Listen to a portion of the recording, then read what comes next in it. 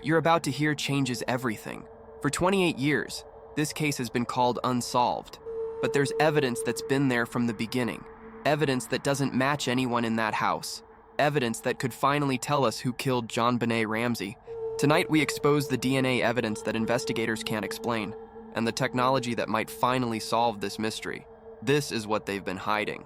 Before we dive deeper, if you want to stay updated on the latest DNA breakthroughs that could crack this case wide open, make sure you hit that subscribe button and turn on notifications, because what we're about to reveal includes forensic evidence that's never been fully explained to the public. And drop a comment telling us, do you think DNA will finally solve this case? December 26th, 1996. JonBenét Ramsey's body is found in the basement of her family's home. The discovery happens around 1 p.m., roughly 7 hours after the initial 911 call reporting her kidnapping. Detective Linda Arndt, who's been at the house all morning, immediately calls for backup. Crime scene technicians. The coroner. Homicide detectives. This is no longer a kidnapping investigation. This is a murder. And the basement of this house is now a crime scene that needs to be processed with extreme care. But there's a problem. A massive problem. The crime scene has already been compromised. John Ramsey picked up his daughter's body and carried it upstairs. The duct tape that was on her mouth has been removed. Multiple people have been walking through the house all morning. Friends, family, victim advocates, reverend, police officers, all of them potentially contaminating evidence, touching surfaces, shedding hair and fibers, creating a forensic nightmare. But despite all of that contamination, despite all the mistakes, investigators are hoping they can still find evidence, physical evidence, forensic evidence, something that will tell them who did this. The coroner arrives. The body cannot be moved again until the coroner has examined it in place and documentation is complete. But JonBenét has already been moved from the wine cellar to the living room, so crime scene photographers photograph her where she lies. They document everything: her position, her clothing, the visible injuries. Then, carefully, her body is prepared for transport to the morgue at Boulder County Coroner's Office. The autopsy is scheduled for the next day, December 27th. Dr. John Meyer, the Boulder County coroner, will perform the examination. This is a pediatric death, a homicide. The autopsy needs to be thorough, detailed, and will likely take several hours. Law enforcement officials will be present to observe and to collect any evidence found during the examination. Everything about this autopsy will be documented, photographed, recorded, because this evidence will be critical to understanding what happened to JonBenét in her final hours. The autopsy begins early on December 27th. JonBenét's body is carefully examined externally first. She's still wearing the white long-sleeve shirt and white long underwear she was found in. The clothing is photographed extensively while still on the body. Then, carefully, each piece of clothing is removed. This is done slowly, methodically, because clothing can contain crucial forensic evidence. Hair, fibers, biological material, anything transferred during contact with the killer. Each item is placed in a separate evidence bag. Tagged, sealed, documented, the chain of custody begins. These items will be sent to forensics labs for analysis. Dr. Meyer notes the visible injuries. JonBenét has a ligature around her neck. It's a white cord, approximately 1/4 inch in diameter, tied very tightly. Embedded into the cord, acting as a tightening mechanism, is a wooden stick. Later analysis will determine this stick is a broken piece of Patsy Ramsey's paintbrush, a paintbrush from Patsy's art supplies that were kept in the basement. The paintbrush was broken, and one piece was used to create this garrote-style device. The other pieces of the paintbrush will later be found in Patsy's paint tray in the basement. The ligature created deep furrows in JonBenét's neck, indicating it was tightened with significant force. There's duct tape residue around her mouth area, though the tape itself was removed by John Ramsey when he found her. There are ligatures loosely tied around both wrists. These wrist ligatures appear to be staging rather than functional restraints. They're not tight enough to have actually restrained her. It's as if someone tied them after the fact to make it look like she had been bound. There's a small abrasion on her cheek, petechial hemorrhages in her eyes, small broken blood vessels consistent with asphyxiation. Her lips have a blue tint, also consistent with lack of oxygen. Dr. Meyer documents all of this. Then the internal examination begins. When he opens the skull, he finds a massive injury. JonBenét has a linear skull fracture, a crack in her skull approximately 8.5 inches long, running from the right side of her head across the top. This fracture is severe, the kind of injury you'd see in a high-speed car accident or a fall from a significant height. Except JonBenét was inside her home. Someone struck her head with tremendous force. The fracture caused a significant brain bleed, subdural and subarachnoid hemorrhage. Her brain is swollen, bleeding internally. This injury alone would have been fatal if left untreated. But there's a critical question. Which came first, the head injury or the strangulation? This matters because it could tell investigators about the sequence of events. If the head blow came first and rendered her unconscious, then the strangulation happened while she was already incapacitated. She wouldn't have been able to fight back. There would be less defensive injuries. But if the strangulation came first, or if there was a struggle, there should be more defensive wounds, scratches, bruises from fighting. Dr. Meyer examines the evidence carefully. The brain swelling and hemorrhage suggests the head injury happened first, possibly 45 minutes to 2 hours before death. She was struck on the head, which fractured her skull and caused her to lose consciousness. Then, at some point later, while she was unconscious or semi-conscious, she was strangled with the cord. The strangulation is what ultimately stopped her breathing and killed her. There's also evidence of injury to the vaginal area. Small abrasions, some chronic inflammation that Dr. Meyer notes could be consistent with prior sexual contact or abuse, though this interpretation is controversial and other medical examiners who later review the autopsy photos disagree. There's no semen present, no definitive evidence of sexual assault at the time of death. But the injuries are there, and they raise questions. Were these injuries from recent trauma related to the murder?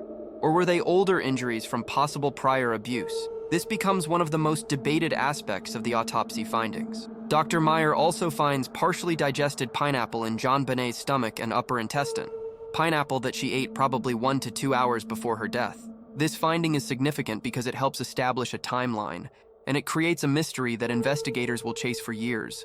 A bowl of pineapple was found in the Ramsey kitchen on the table with a spoon in it, fresh pineapple with milk. John and Patsy Ramsey both said they did not give JonBenét pineapple that night. They said they came home from the party, put the kids to bed, and went to sleep. They don't remember JonBenét eating pineapple. So, who gave it to her? Did she come downstairs on her own and eat it? Did someone else in the house give it to her? This pineapple becomes a critical piece of timeline evidence that doesn't fit the parents' stated narrative. But we're here to talk about DNA. And during this autopsy, biological samples are collected for forensic analysis. Fingernail clippings, hair samples, oral swabs, vaginal swabs, blood samples, and most importantly, JonBenét's clothing. Everything is preserved and sent to the Colorado Bureau of Investigation Crime Lab and later to other forensic labs including Cellmark Diagnostics, a private lab that specializes in DNA analysis. In 1997, DNA testing was still a relatively new tool in criminal investigations. The technology had been around since the mid-1980s, but it was constantly improving. The O.J. Simpson trial in 1995 had brought DNA evidence into the national spotlight, and by 1996, it was becoming a standard part of major criminal investigations. But the techniques in 1997 were nowhere near as sophisticated as they are today. The process was slower. It required larger samples of biological material. It couldn't detect the tiny trace amounts of DNA that modern techniques can find. But forensic scientists did the best they could with the technology available. The first DNA analysis focused on the most promising evidence, JonBenét's underwear. She was wearing white cotton underwear, size 12 to 14, which was notably too large for her. She normally wore size 4 to 6. Patsy later explained that these were new underwear, part of a package intended as a gift for JonBenét's older cousin. But JonBenét had asked to wear them, and Patsy let her. The underwear had never been washed. It came straight from the package. And this detail will become very important later. Forensic scientists examined the crotch area of the underwear and found biological material, blood, which was consistent with JonBenét's blood from the vaginal injuries. But they also found something else, DNA that was not JonBenét's, male DNA, unknown male DNA. The sample was small. In technical terms, it was approximately 0.2 nanograms, which is a tiny amount. Modern DNA analysis can work with even smaller amounts, but in 1997, this was pushing the limits of the technology. But it was enough to develop a partial profile. The DNA profile was compared to known samples. John Ramsey provided DNA. He was excluded. The DNA was not his. Burke Ramsey provided DNA. He was excluded. Patsy Ramsey provided DNA. She was obviously excluded because this was male DNA. Friends who had been at the house were tested and excluded. Police officers who had been at the scene were tested and excluded. Everyone who could be reasonably tested was tested, and none of them matched. This was DNA from an unknown male who had never been identified. Now at this point, in early 1997, investigators didn't know what to make of this. Was this DNA from the killer, or was it contamination? Was it transfer DNA from innocent contact? The sample was so small that some investigators were skeptical it meant anything, but it was preserved, documented, and as technology improved over the years, investigators kept going back to it, testing it again, extracting more information, building a better profile. In 1999, 3 years after the murder, the DNA profile was entered into CODIS, the Combined DNA Index System, the FBI's national DNA database. CODIS contains millions of DNA profiles from convicted offenders, arrestees in many states, and evidence from unsolved crimes across the country. If the unknown male whose DNA was on JonBenét's underwear had ever been arrested for a serious crime anywhere in the United States, his DNA would be in CODIS, and there would be a match. Investigators waited, checked, searched. No match. Whoever this DNA belongs to, either they've never been arrested, or they were arrested before DNA collection became standard, or they're dead, or they're from another country and not in American databases. But the DNA story doesn't end there. In 2003, 7 years after JonBenét's murder, new DNA technology became available: touch DNA analysis. This technique can extract and analyze DNA from skin cells left behind when someone touches an object. The amount of DNA is incredibly small, sometimes just a few cells, but new amplification techniques can replicate that DNA and create a profile. Forensic scientists decided to test other items from the crime scene using this new technique. Specifically, they tested the long underwear, the long johns that JonBenet was wearing under the white underwear, and they found DNA. On the waistband of the long johns, on the areas where someone would touch if they were pulling them up or down, there was male DNA, touch DNA, and when they analyzed it and compared it to the DNA from the underwear, it matched. It was the same unknown male, the same DNA profile. DNA found in 2 separate locations on JonBenét's clothing. This was significant. This wasn't random contamination. This wasn't a single cell that happened to land on one piece of clothing. This was consistent, traceable DNA from the same person on 2 different articles of clothing, both in locations consistent with someone handling or dressing the child. This discovery changed the direction of the investigation for some people. If the same unknown male DNA is on both the underwear and the long johns, that suggests direct contact. That suggests this person touched JonBenet, possibly dressed her, possibly assaulted her, possibly killed her. This could be the intruder. This could be the killer. And if investigators could identify this person, the case would be solved.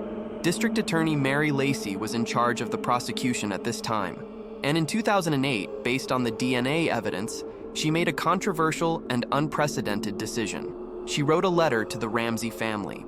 In that letter, dated July 9, 2008, she stated that new DNA testing had been conducted using the latest technology, that the DNA on the underwear and long johns came from the same unknown male, and that based on this evidence, the Ramsey family, John, Patsy, and Burke, were officially cleared of suspicion in JonBenét's death. She wrote, "To the extent that we may have contributed in any way to the public perception that you might have been involved in this crime, I am deeply sorry." She went on to say that the DNA evidence pointed to an intruder, an unknown male, and that the focus of the investigation should be on identifying that person. This letter was extraordinary. District attorneys don't usually issue public exonerations of uncharged individuals, but Mary Lacey felt strongly that the DNA evidence was definitive, that it proved an intruder killed JonBenet, that the Ramsey family had endured 12 years of unjust suspicion and media persecution, and she wanted to set the record straight. Patsy Ramsey had died in 2006, 2 years before this letter, never knowing she would be officially cleared. But John and Burke received the letter, and for them, it was vindication, proof that they had been telling the truth all along, that an intruder had killed JonBenet, that they were innocent. But not everyone agreed with Mary Lacey's decision. The Boulder Police Department was furious. They issued a statement saying they did not agree with the DA's conclusions. They felt the DNA evidence was not strong enough to clear anyone. They believed the DNA could be explained in other ways, ways that didn't involve an intruder. and many forensic experts agreed with the police. They said that while the DNA was interesting and should be investigated, it wasn't definitive proof of anything. Let's break down the arguments on both sides, because this is where the case divides. And understanding the DNA debate is crucial to understanding why this case remains unsolved. The intruder theory, supported by the DNA evidence, goes like this. An unknown male entered the Ramsey home on Christmas night or early Christmas morning. This person had been watching the family, planning this crime. Maybe he saw JonBenét at a beauty pageant and became obsessed. Maybe he worked at the house at some point, a repairman or contractor, and knew the layout. Maybe he was just a predator who chose this family randomly. However he selected them, he planned his attack. He waited until the family was asleep. He entered the house, possibly through the basement window or through an unlocked door. He went to JonBenét's bedroom on the second floor. He woke her up or carried her while she was sleeping. He took her to the basement. He may have sexually assaulted her, though the evidence is unclear. He struck her on the head with something, possibly a flashlight that was found on the kitchen counter, or possibly something else. The blow fractured her skull and knocked her unconscious. Then, either in a panic or as part of the assault, he strangled her with the cord. He left her body in the wine cellar. Then, and this is where the theory gets complicated, he went upstairs and wrote the ransom note, using paper and a pen from the house, trying to stage the scene as a kidnapping. Or maybe he wrote the note first before he even went to JonBenét's room as part of his plan. Either way, he left the note on the stairs, then exited the house the same way he came in. He left behind his DNA on JonBenét's clothing from handling her, touching her underwear and long johns. And he was never caught because his DNA isn't in any database and nobody knows who he is. This theory is supported by the DNA. Unknown male DNA. 2 separate locations, no match to anyone. It's also supported by the fact that there are other unsolved child abduction and murder cases with similar patterns. Intruders who enter homes at night, who take children from their beds, who commit horrific crimes and then disappear. It happens. It's rare, but it happens. And if it happened here, then the Ramseys are innocent victims. The DNA is the key. Find the source of that DNA, and you find the killer. But there's another theory, the family involvement theory. This theory says someone in the Ramsey house killed JonBenét, and the DNA is either contamination or innocent transfer that has nothing to do with the murder. Let's explore how the DNA could be explained without an intruder. First, manufacturing transfer. The underwear JonBenét was wearing was brand new, unwashed, straight from the package. These were Bloomie's brand underwear, manufactured overseas, likely in Asia or Central America. During the manufacturing process, the underwear goes through many hands. Factory workers cut the fabric, sew the seams, package the product, box it for shipping. Any of those workers could have left trace amounts of DNA on the underwear. If a male factory worker handled that specific pair of underwear, his skin cells could have been deposited on the fabric. And because the underwear was never washed before JonBenét wore it, that DNA would still be there. This is not speculation. Forensic studies have documented DNA on brand new clothing from manufacturing and packaging. One study tested brand new t-shirts straight from the package and found DNA from multiple unknown individuals on several of them. Factory workers, warehouse workers, people who touched the clothing during production or shipping. So finding unknown male DNA on brand new, unwashed underwear is not unusual. It's actually somewhat expected. And if that's what happened here, then the DNA has nothing to do with JonBenét's murder. It's just background DNA. Coincidental. Meaningless. But what about the long johns? The DNA was also on the long johns, on the waistband. The long johns were also relatively new, though it's unclear if they had been washed before. If they hadn't been washed, the same manufacturing transfer explanation could apply. But if they had been washed, then manufacturing transfer becomes less likely because washing usually removes touch DNA. So if the long johns had been washed and still had the same DNA as the underwear, that would suggest the DNA got there after washing, which would mean it got there in the Ramsey house, either from the killer or from innocent contact. Except there's another possibility. Secondary transfer. This is when DNA moves from one object to another through an intermediary. Let's say the underwear had unknown male DNA from manufacturing. When JonBenét put on the underwear, or when someone helped her put on the underwear, and then that person touched the long johns, the DNA could have transferred from the underwear to the long johns via that person's hands.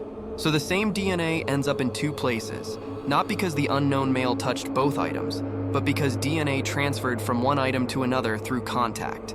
This is called secondary transfer, and it's a documented phenomenon in forensic science. There's also the possibility of contamination during evidence collection or processing. Crime scene techs, lab technicians, anyone who handled the evidence could potentially have transferred DNA. Though protocols are in place to prevent this, and everyone who handled the evidence in this case was documented, and their DNA profiles are known and don't match the unknown male DNA, so contamination from investigators is unlikely but not impossible. The debate over this DNA has raged for 28 years, and the truth is, without finding the person whose DNA it is, we can't know for certain what it means. We need context. We need to identify this person and ask, where were you on December 25th, 1996? Have you ever been to Boulder, Colorado? Did you ever have any contact with the Ramsey family? Have you ever worked in a clothing factory? Have you ever packaged Bloomie's underwear? These questions can only be answered if we know who this person is. And that brings us to the newest hope for solving this case: forensic genetic genealogy. This is the technique that caught the Golden State Killer in 2018. Joseph James DeAngelo was a serial rapist and murderer who committed crimes in California in the 1970s and 80s. He was never caught. Police had his DNA from crime scenes, but it wasn't in CODIS. No match.